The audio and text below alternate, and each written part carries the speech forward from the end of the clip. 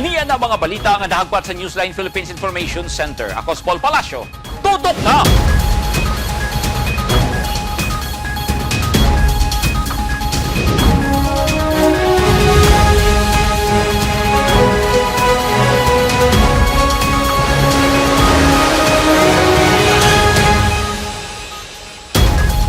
Sa mga headlines, unom kapatay nga lawa sa tao nga sakay sa nahagsa nga helicopter sa Philippine Air Force na-recover na. Duha ka proyekto sa DPWH sa Davao City inspeksyon sa Independent Commission for Infrastructure.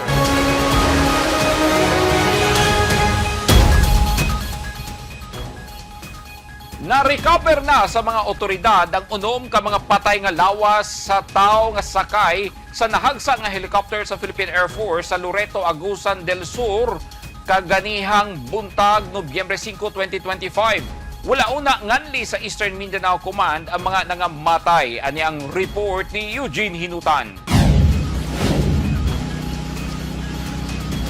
Nakuha na gikan sa lugar nga nahitabuan sa Barangay Sabud, Loreto, Agusan del Sur ang patayng lawas sa unom ka mga crew na sakay sa nahagsa nga military chopper ato sa gilusad nga retrieval operation kaganiha Nobyembre 5. Usa ka Super UA aircraft sa Philippine Air Force ang nahagsa sa bukid nga bahin sa nasbutang lugar pasado alas 11 Martes sa buntag. Dipili una sa East Mincum nga itago ang pangalan sa mga namatay. Sumala sa Eastern Mindanao Command, padulong unta sa usa ka humanitarian assistance and disaster response mission alang sa mga apektado sa Bagyong Tino sa Caraga Region ang military chopper gikan Davao City paingon sa Tactical Operations Group Kuntog 10 sa Butuan City dihang nahitabo ang trahedya.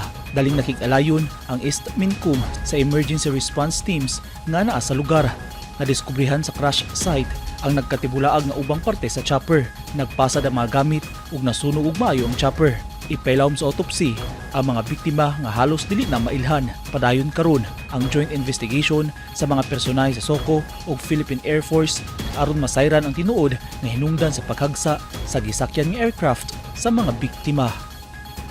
Eugene Hinutan, Newsline Philippines. Stay safe.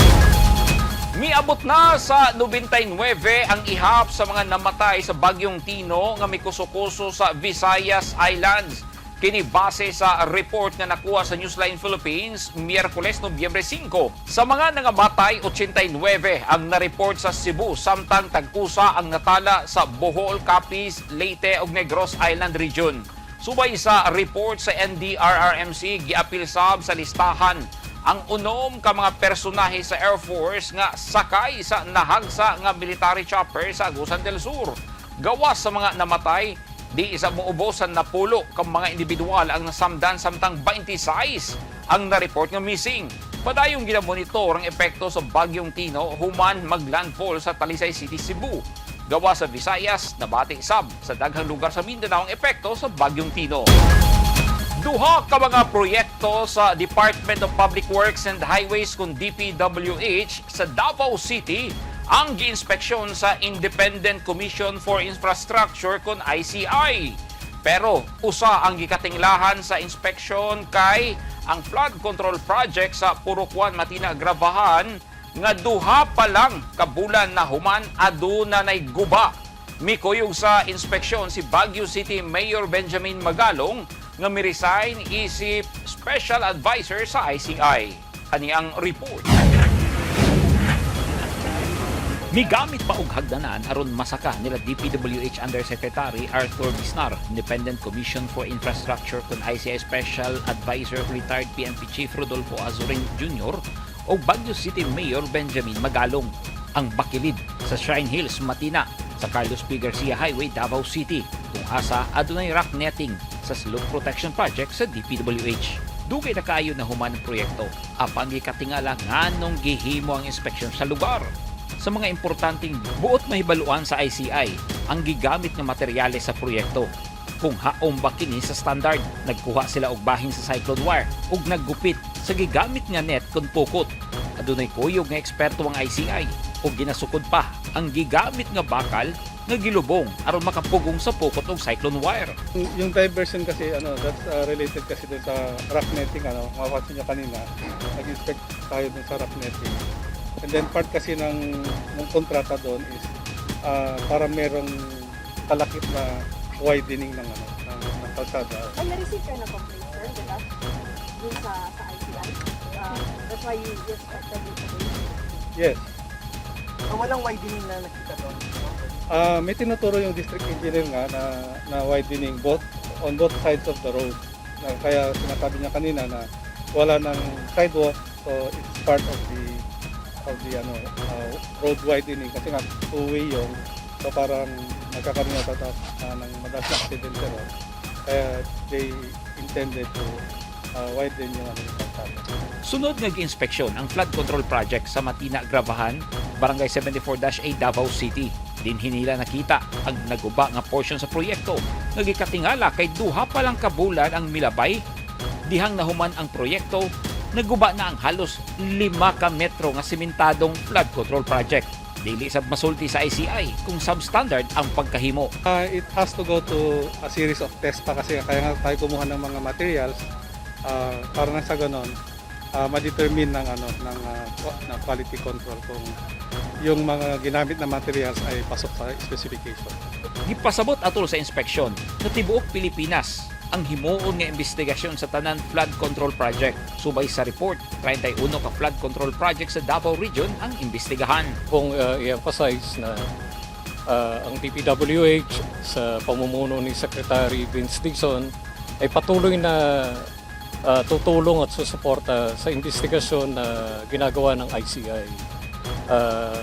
Ang problema po ay hindi lang sa isang lugar, pero nationwide ang problema. Kaya po nito, meron po tayong nasirang project po dito. Ang nasabi po ni Secretary ay dahil meron ng na-aksidente dito sa makeshift wooden bridge na to, ay pagawan through DE or yung regional director natin ng isang mas permanent steel pedestrian bridge.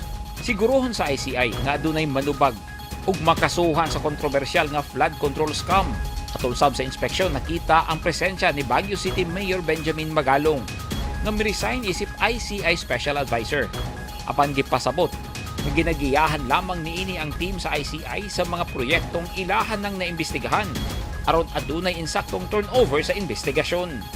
Nagsilbi sab nga representante si Magalong sa mga mayor isip champion sa good governance. Apan dili lamang sa DPWH ang adunay bahid sa korupsyon sa flood control project. Buot sab karon ipautingkay ang mga isyong korupsyon sa mga local government unit. We're working closely with DPWH, Catholic Bishop of the Philippines, at yung CSOs. So we have the reporting system.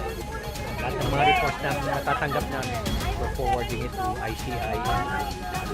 So yung mga LGUs, iimbestigahan din.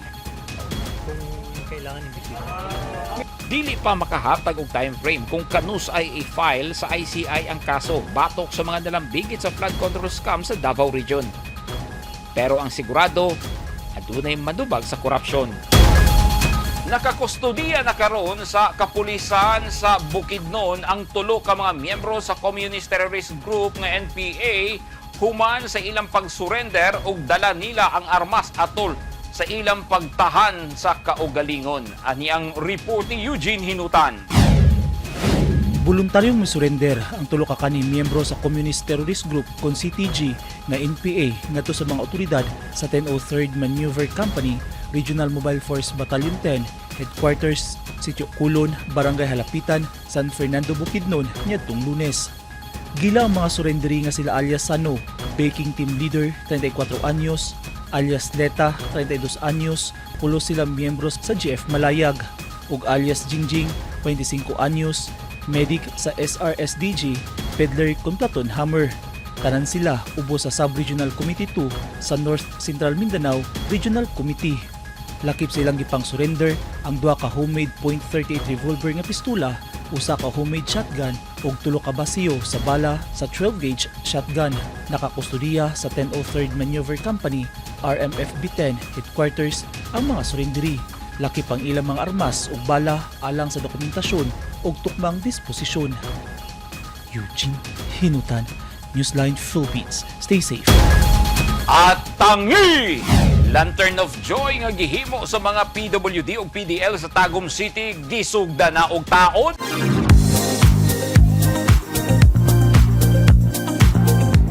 Kasaligan, durable ug barato pa nga imported heavy equipment, construction materials ang imong gikinahanglan. Bisitaha ang Genie Import and Export Trading nga nahimutang sa Diversion Road ning syudad sa Davao. Duna usab sila showroom sa Barangay Lasang. Aduna usab sila branches sa Manila, Cebu, Cagayan de Oro ug General Santos City. Kung sa pay imong gihulat, Genie na.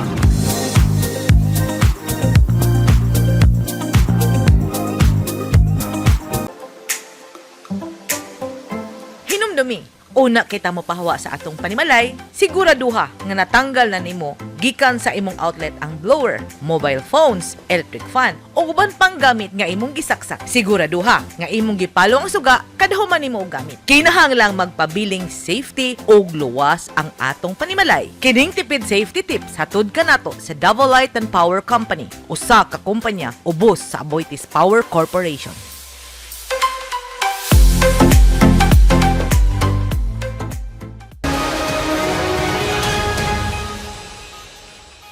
This portion is brought to you by Rizal Memorial Colleges.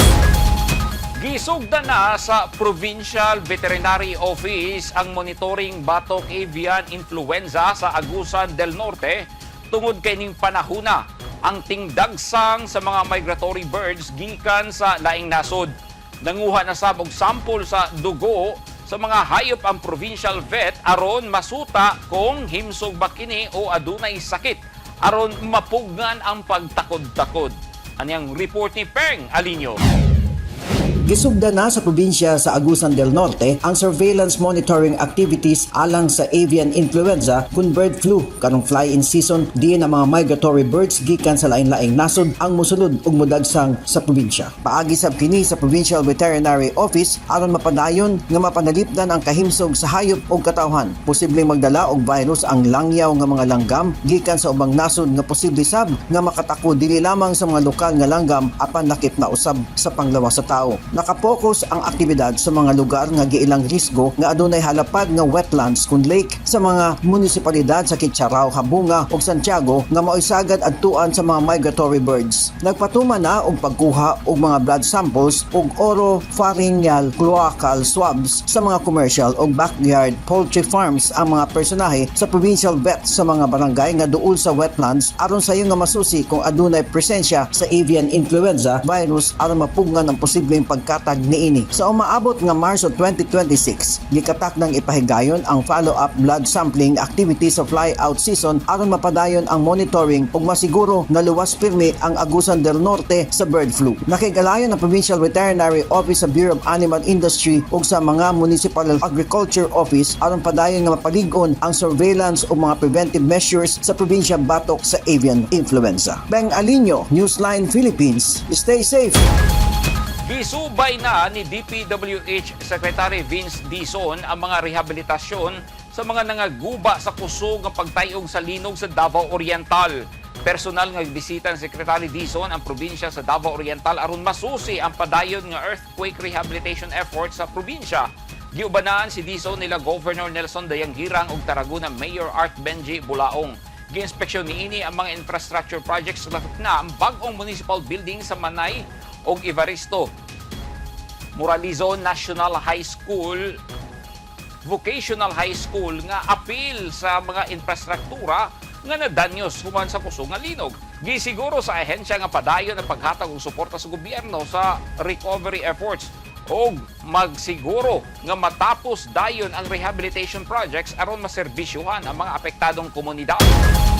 Mianinag na ang kahayag sa mga nagpunang kadalanan sa Tagum City humang gipangtaod ang mga Christmas decor sa syudad. Ang Lantern of Joy gihimo sa mga persons with disability kon PWD ug persons deprived of liberty kon PDL. Ang 6 feet nga gitas-on sa mga parol kabahin sa Lantern Making Livelihood Project nga gibugna sa Tagum City Tourism, Arts and Culture Council kauban ang mga partner companies sa pakigalayon sa Tagum City Jail Male o Female Dormitories sa Davao del Norte Provincial Jail, Bureau of Correction ug Tagum City PWD Association. Mabati na sa kadalanan sa Tagum City ang kahayag o kaanyag tungod sa nindot ka mga lantern na nagdala og paglaom, panginabuhian sa mga anaa sa vulnerable sector.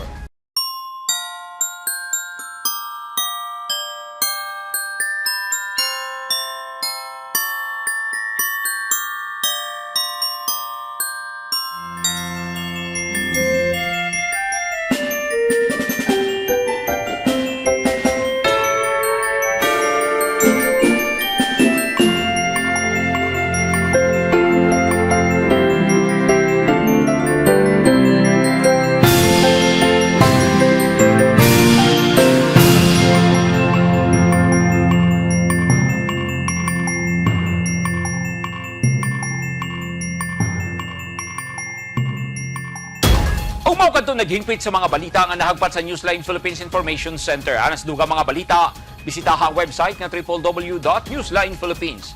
Sa Facebook page, Instagram Newsline Philippines, ug sa Twitter Newsline Philippines. Kung adto na may mga balita o impormasyon sa inyong tagsa-tagsa ka mga lugar sama sa sunog o baha, mamahimo ka na ninyong i-share pinaagi sa Newsline Messenger. Masundan sa ninyo pinaagi sa pag-subscribe sa YouTube channel sa Newsline Philippines. Ako si Paul Palacio.